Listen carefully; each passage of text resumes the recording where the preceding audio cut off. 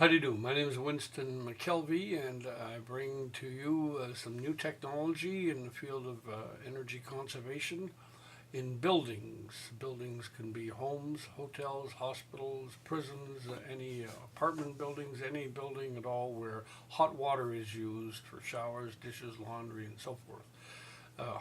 Heating hot water consumes up to a third of the energy of many buildings, and particularly homes, and a much larger percentage in certain other types of buildings.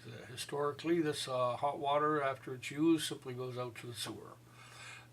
Our drain pipe heat exchangers, which we have several models of, fit in place of a section of drain pipe or fit onto an existing drain pipe and take the heat from the flowing drain water and transfer the heat that's taken out of the drain water, transfer it into the cold water that's going into the water heater.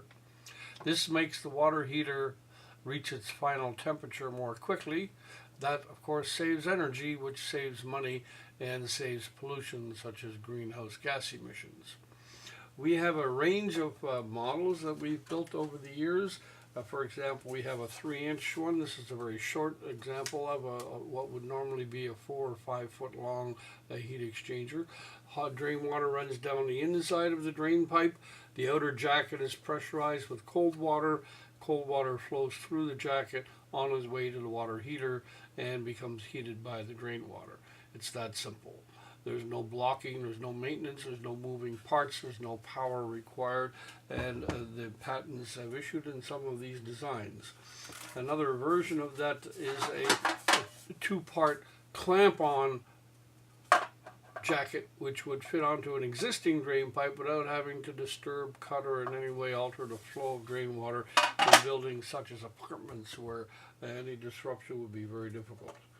We have small ones that could fit under a sink, $50 unit, for example, to preheat the cold water so that less hot water is needed to reach a convenient temperature and flow rate.